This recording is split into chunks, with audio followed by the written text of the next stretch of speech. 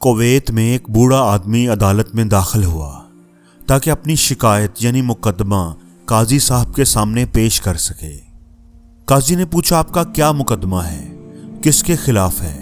اس نے کہا، اپنے بیٹے کے خلاف۔ قاضی بڑا حیران ہوا اور پوچھا، کیا شکایت ہے؟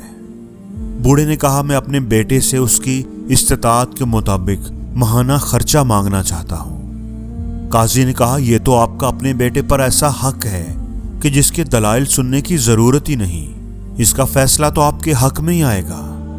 بوڑھے آدمی نے کہا، قاضی صاحب، اس کے باوجود کہ میں مالدار ہوں اور پیسوں کا محتاج نہیں ہوں، لیکن پھر بھی میں چاہتا ہوں کہ اپنے بیٹے سے ماہانہ خرچہ وصول کرتا رہوں۔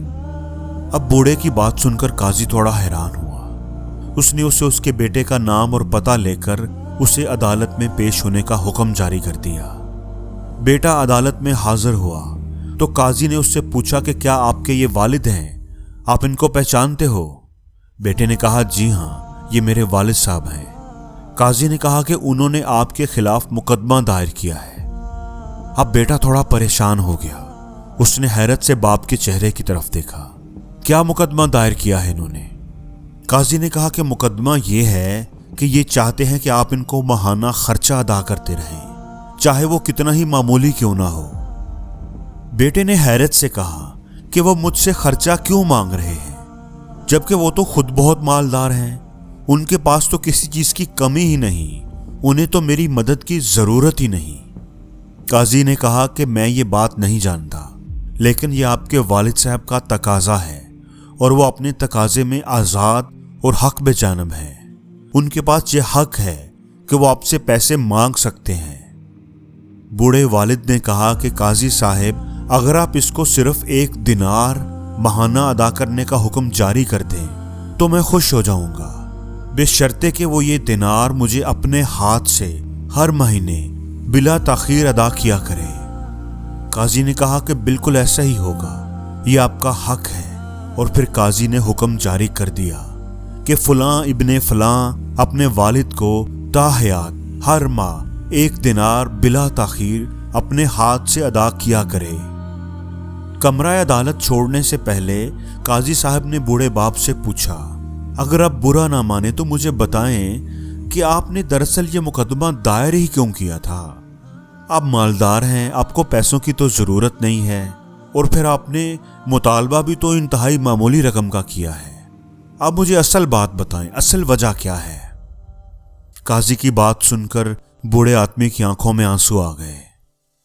اس نے کہا، قاضی صاحب، میں اپنے بیٹے کو دیکھنے کے لیے ترستا رہتا ہوں، اس کو اس کے کاموں نے اتنا مصروف کر دیا ہے کہ میں ایک طویل عرصے سے اس کا چہرہ نہیں دیکھ سکا۔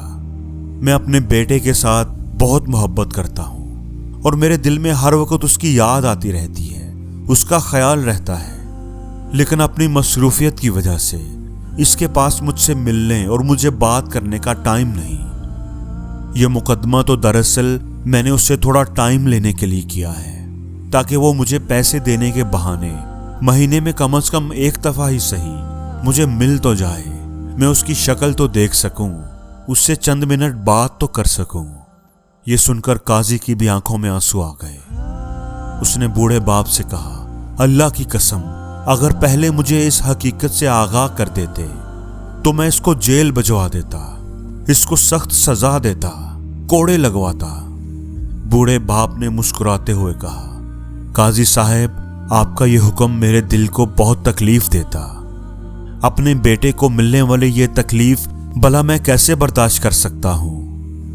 دوستو، کاش بیٹے جانتے کہ ان کے والدین کے دلوں میں ان کی کتنی محبت ہے، انہوں نے ہمیں کتنے لاڈ پیار سے پالا ہے، اور آج ہم اپنی زندگی میں اتنے مصروف ہو چکے ہیں کہ اپنے والدین کے لیے ہمارے پاس ٹائم ہی نہیں، ان سے ملنے، ان کے پاس 2 گھڑی بیٹھنے کے لیے ہمارے پاس وقت نہیں ہے۔ ہم نہیں جانتے کہ وہ ہماری ایک جھلک دیکھنے کو بےتاب رہتے ہیں۔